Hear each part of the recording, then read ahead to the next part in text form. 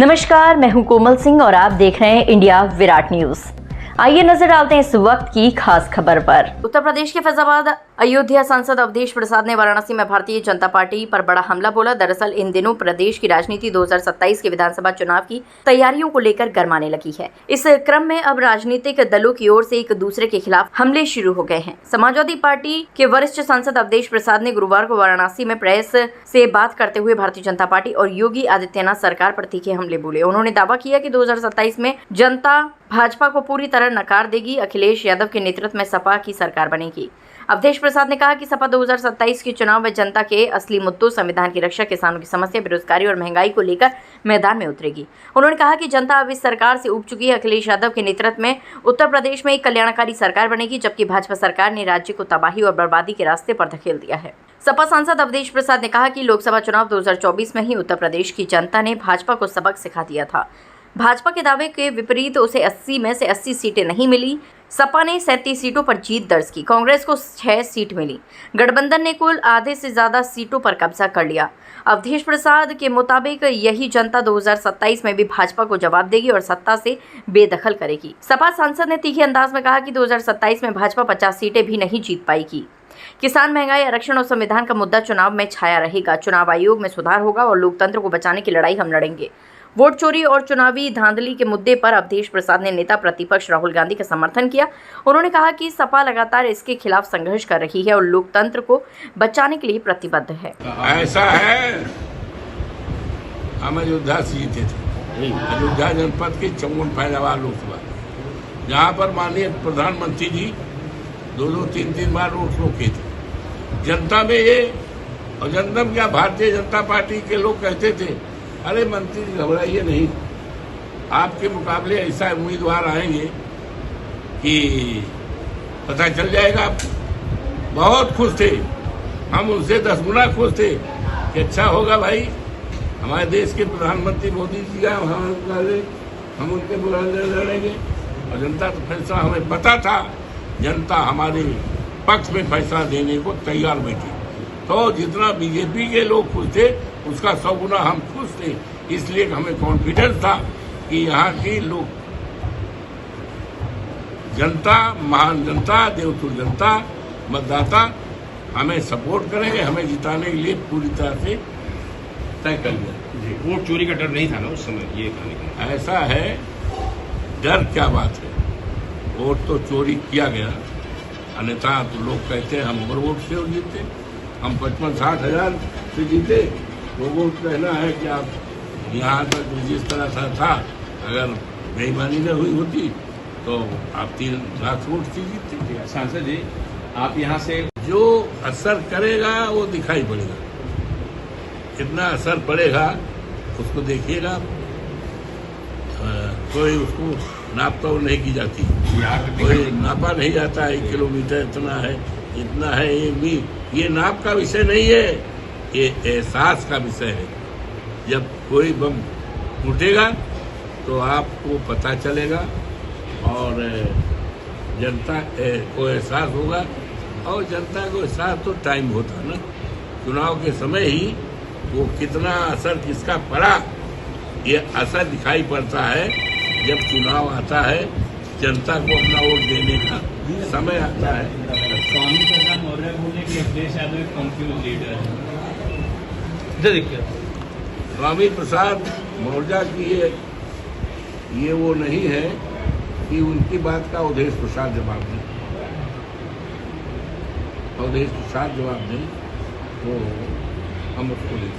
तो आपको ऐसा है, कौन कंफ्यूज है और कितना कंफ्यूज है, कब कंफ्यूज है, ये इस प्रदेश की जनता जनार्दन अच्छी तरह जानती है, हमें बताने की जरूरत नहीं है। तो आपको ऐसा है, कौन कंफ्यूज है और कितना कंफ्यूज है, कब कंफ्यूज है, ये इस प्रदेश की जनता जनार्दन अच्छी तरह जानती है, हमें बताने की जरूरत नहीं है। देखिए, वोट चोरी का जहां तक सवाल है, ये वोट चोरी लोकतंत्र की हत्या है। वोट चोरी लोकतंत्र की डकैती है और बाबा साहब भीमराव अम्बेडकर ने समस्त सम्मानित देशवासियों को वोट का अधिकार दिया है। फंडामेंटल राइट्स में मूलाधिकार में वोट का अधिकार बाबा साहब ने दिया है, लेकिन उस अधिकार को भारतीय जनता पार्टी छीनने पर पूरी तरह से उतारू है। सबसे पहले अगर आप सही माने तो वोट की चोरी नहीं, वोट की डकैती की शुरुआत अगर कहीं से हुई है इस देश में, वो मर्यादा पुरुषोत्तम श्री राम की धरती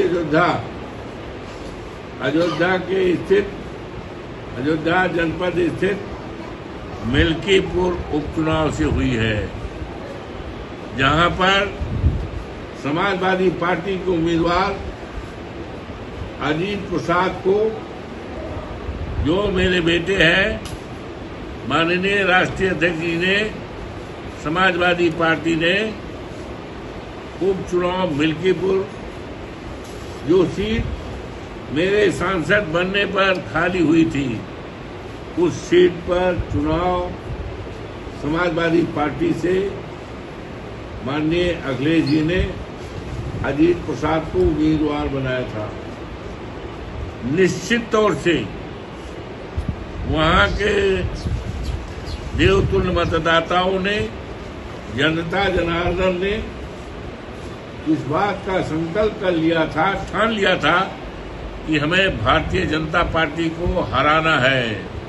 इसलिए हराना है कि बेरोजगारी बढ़ी है, किसानों की फसल सांड चल रहे हैं, सांड हमारी खेती भी चरते हैं और सांड जान भी लेते हैं।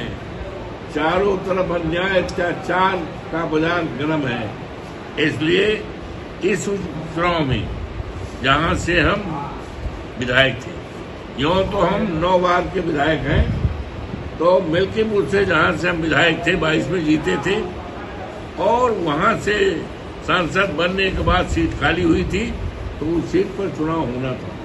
यूं तो उपचुनाव 10 सीटों का उत्तर प्रदेश में होना था, लेकिन 10 चुनाव न करके केवल 9 चुनाव कराया गया और मिल्कीपुर का चुनाव नहीं कराया गया।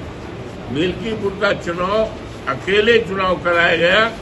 इस चुनाव की तैयारी के लिए भारतीय जनता पार्टी के 16 मिनिस्टर, 16 मंत्री 3 महीने से डेरा डाले थे, और माननीय जोगी जी, जो उत्तर प्रदेश के मुख्यमंत्री जी हैं, उन्होंने कम से कम नहीं 2 दर्जन से ज्यादा सभाएं की थी, और लगातार हर 15 दिन में एक बार दौड़ा, रात विश्राम वहीं से।